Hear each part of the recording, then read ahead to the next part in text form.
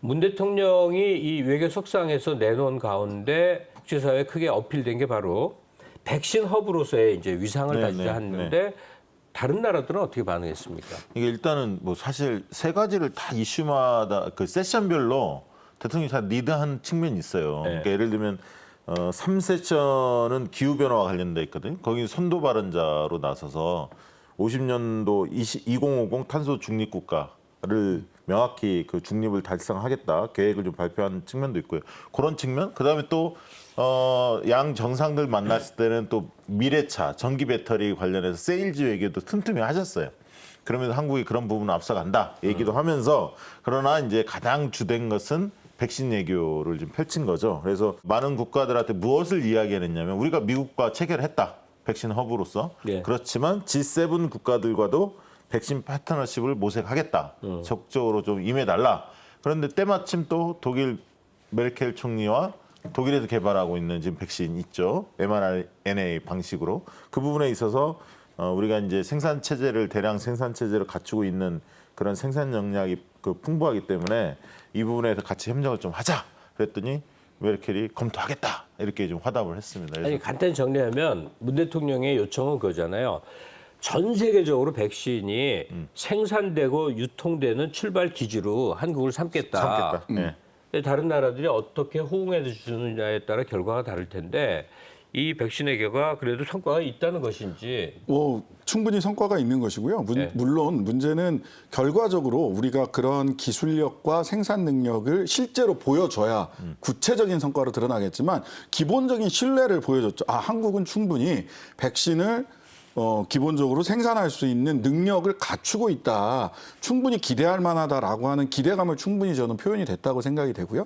이제는 우리가 집행하면 된다. 집행해서 미국과 맺은 백신 허브와 관련된 기본적인 약속들이 있기 때문에 이런 부분들, 그다음에 독일과의 기술 또 이전이라든지 또는 기술 협력을 통해서 생산하면 됩니다. 생산하고 또 우리 올 가을이나 이때는 우리가 기대하는 것도 있잖아요. 한국 자체 백신 생산까지를 포함을 해서 그러한 기대감을 충분히 확인할 수 있는 자리였다. 한국에 대해서. 그리고 이게 전략적으로 잘 맞아 들어간 것 같아요. 왜냐하면 이번 이제 회담 자체가 대중국, 대러시아의 그렇죠.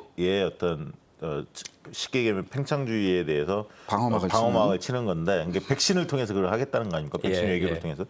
그래서 10억 회분을 지금 개도국에 내년까지 내후년까지 그 지급을 하겠다, 공급을 하겠다 이렇게 나서는 상황에서 뭔가 말씀하신 대로 그렇게 하려면 백신을 대량 생산할 수 있는 체계가 구축이 돼야 돼요. 그렇죠. 근데 그런 부분에서 대한민국이 지금 4개사와 이미 협약을 체결해서 위탁 생산을 준비하고 있기 때문에 그런 측면에서 대통령이 할 얘기가 있는 거죠. 그렇죠. 단순히 방역의 모범 국가뿐만 아니라 백신 외교를 할 수 있는 허브 국가로서의 뭔가 토대를 확실히 구축하고 있다. 그러니까 두 가지를 말씀드리면 백신 외교가 왜 중요하냐면 여러분들 잘 모르시는 부분들도 많이 있는데 사실 중국의 시노백 백신이요.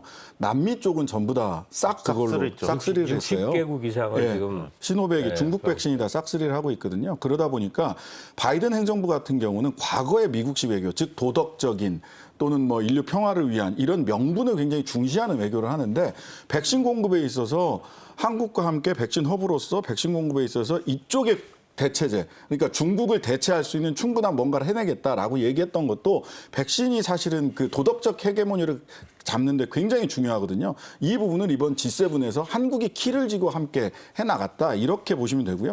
이전에는 인도가 세계의 백신 공장이 될 거다 이런 얘기도 있었어요. 근데 인도가 코로나 방역에 실패하고 화재 나고 뭐 이러면서 실제로는 백신 공장을 할 수 있는 곳이 한국밖에 거의 없다. 없는 것 같아요. 이렇게 봐도 크게 다른 말은 아닐 겁니다.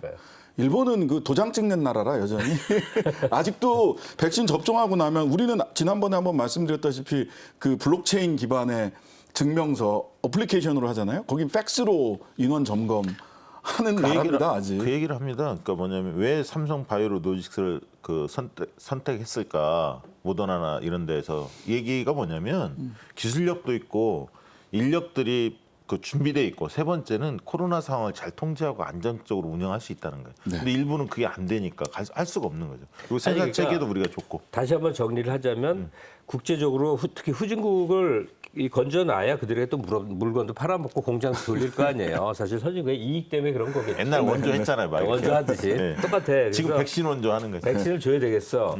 그러면 어딘가에서 집중적으로 만들어서 컨트롤을 해서 그다음에 전 세계에 뿌려야 되겠어.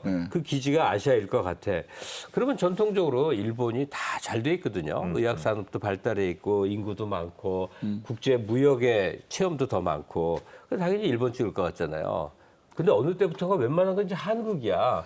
아니, 한국이 백신 허브가 되는 거예요. 아니 그거는 아까도 말씀드렸다시피 그 사진 보면 됩니다. 그 마스크 쓰고 정상회담 하는 일본과 마스크 다 벗고 의장대까지 마스크 다 벗고 정상회담 하는 한국을 딱 봤을 때 어딜까 신뢰가 가겠습니까?